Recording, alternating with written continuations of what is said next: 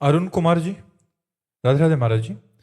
महाराज जी, हाँ, हम आपका सत्संग सुनते हैं, बट जब कोई हमसे छल कपट करता है तो आपके आदेशानुसार हम उसको जवाब नहीं देते, लेकिन मन ही मन मायूस होते हैं, जिससे नाम जप में रुकावट आती है। ऐसी स्थिति में महाराज जी क्या करें? महाराज जी उस समय कोई छल कपट कोई करे तो उस समय विचार करना चाहिए कि कोई हमारा प्रारब्ध, जैसे हमारी कोई 100 रुपये की बेईमानी करनी, हमारा प्रारब्ध भोग है, पूर्व का 100 रुपया कर्जा था, इसलिए उसने बेईमानी करके ले लिया, निपट गए।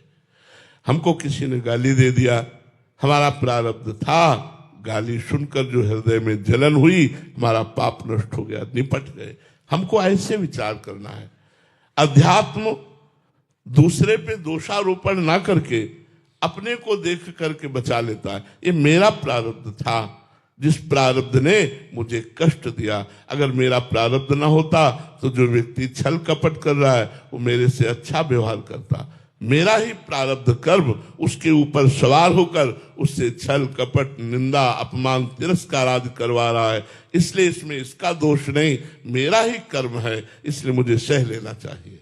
अगर हम विवेक का प्रयोग करेंगे तो बच जाएंगे। मायूस होने की जरूरत नहीं है, लड़ने की जरूरत नहीं है, विचार की जरूरत है। पॉजिटिव विचार ही हमको बचा सकते हैं और वो भजन से प्राप्त होते हैं।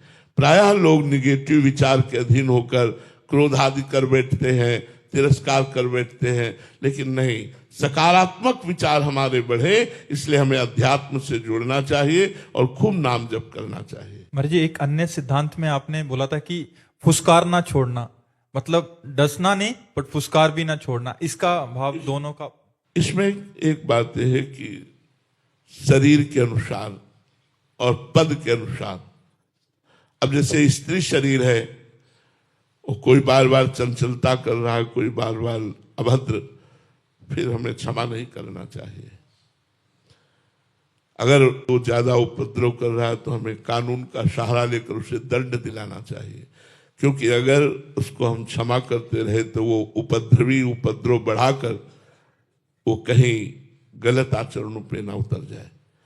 अब पदाधिकारी है, वो अपने निज जनों को शासन में रखना चाहता है, तो अंदर से क्रोध ना रखते हुए भी यदि वो क्रोध नहीं करेगा तो उसके अनुशासन में उसके नीचे वाले नहीं रहेंगे।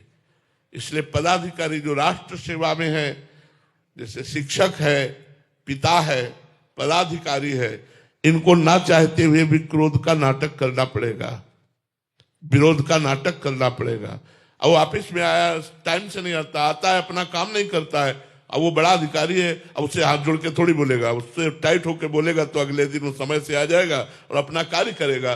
तो अधिकारी को, शिक्षक को, माता पिता को, गुरु को ना चाहते हुए भी विरोध भाव, क्रोध भाव प्रकट करना पड़ता है। अब बच्चा गलत आचरण प्यार से नहीं समझ रहा तो डांट लगा दी।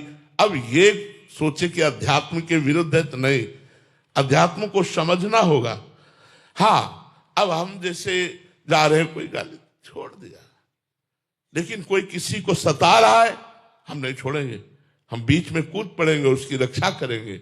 ये सब विचार, इसीलिए कहते हैं हमें पॉजिटिव विचार के लिए भजन चाहिए। भजन करो, रामई भजे ते चतुर नर, जितना भजन करोगे उतनी बुद्धि विशाल विवेकवती होती जाएगी और आपको बचा लेगी और दूसरे को भी बचा लेगी। प्रियम मिश्रा जी, छत्तीसगढ़ से। राधे राधे महाराज जी। महाराज जी, कृपा क्या है? एक साधक अपने जीवन में कृपा की अवहेलना ना करे, इसके लिए उसको क्या सावधानियां रखनी चाहिए? सबसे बड़ी बात है, मन को बार बार जो भोगों में, संसार में नाना प्रकार के व्यक्ति पदार्थों में जा रहा है, इसे हटाकर प्रभु में लगाए। जितना मन प्रभु में लगेगा उतना ही कृपा का अनुभव होगा, उतना ही हम शास्त्राज्ञा का पालन कर पाएंगे। प्रभु से मन हटा कि का हनुमंत विपत्ति प्रभु सोई, जब तो सुमिरन भजन न होई। जब भगवान का स्मरण नहीं होता, भगवान का भजन नहीं होता, तो मन भोगों में फंसा देता है। भोगों में फंसना ही विपत्ति है। भोगों का अधर्म पूर्वक भोगना ही कृपा की अवहेलना है। इसलिए कृपा का आदर करने के लिए मन को प्रतिपल प्रभु में लगाए रखें। जिससे वो गलत आचरणों की तरफ न जाए, जिससे हमारी बुद्धि शुद्ध बनी रहे। हमें शास्त्रों का स्वाध्याय करना चाहिए, सत्संग सुनना चाहिए, पवित्र भोजन पाना चाहिए और सावधानी पूर्वक प्रतिपल भगवत स्मरण करना चाहिए। इससे हमारे ऊपर कृपा और बढ़ेगी और कृपा का अनादर या अवहेलना हमारे द्वारा नहीं होगा। महाराज जी, कृपा का वास्तविक अर्थ क्या है? निरंतर भगवत स्मृति में तन्मय हो जाना।